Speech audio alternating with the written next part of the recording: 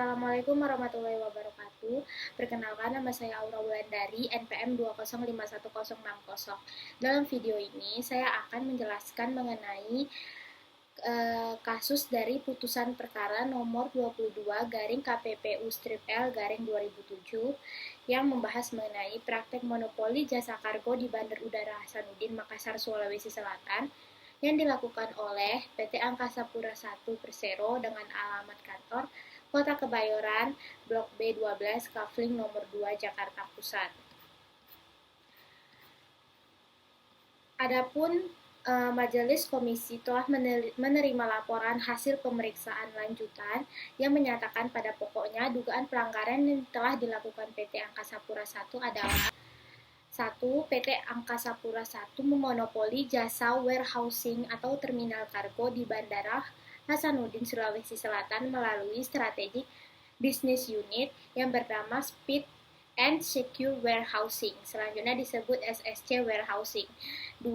Akibat monopoli yang dilakukan oleh PT Angkasa Pura I menyebabkan PT Angkasa Pura I menetapkan tarif jasa pelayanan kargo yang memberatkan pengusaha ekspedisi muatan pesawat udara sebagai konsumen jasa pelayanan kargo di Bandar Hasanuddin, Sulawesi Selatan.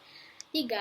Penjelasan pada angka pertama dan kedua patut diduga sebagai bentuk monopoli dan penyalahgunaan posisi dominan sehingga melanggar pasal 17 ayat 1 dan 2 huruf B dan C serta pasal 25 Undang-Undang Nomor 5 Tahun 1999.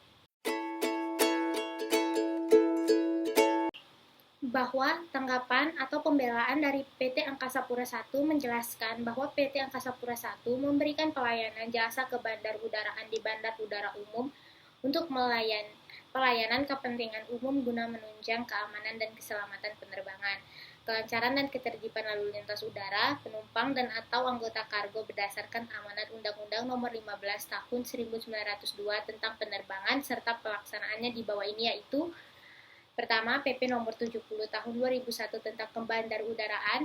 2. Keputusan Menteri Perhubungan nomor 14 tahun 1989 tentang penertiban penumpang, barang, dan kargo yang diangkut pesawat udara sipil. Ketiga, Keputusan Menteri Perhubungan nomor 29 tahun 1997 tentang struktur dan golongan tarif pelayanan jasa kebandarudaraan pada bandar udara umum. 4. Keputusan Menteri Perhubungan nomor 48 tahun 2002 tentang penyelenggaraan bandar udara umum.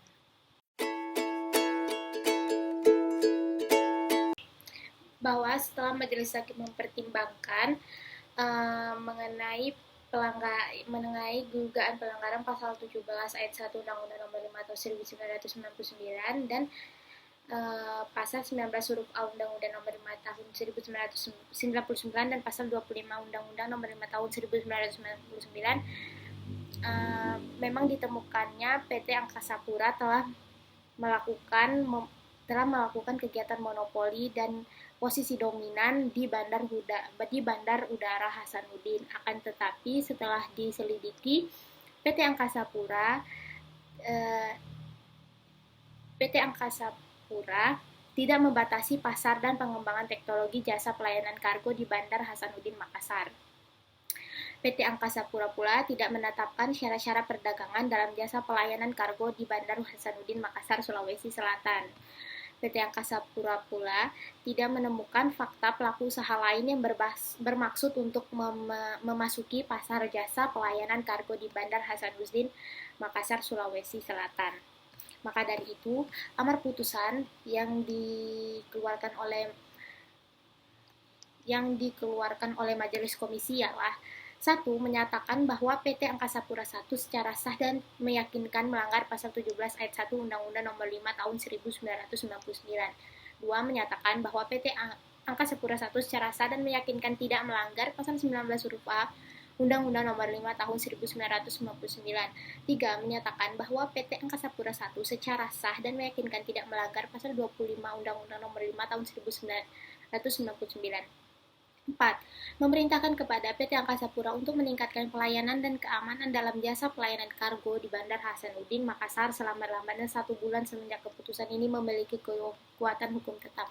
5. Memerintahkan kepada PT Angkasa Pura I untuk menghitung ulang tarif jasa pelayanan kargo sesuai dengan harga dan tingkat keuntungan yang wajar.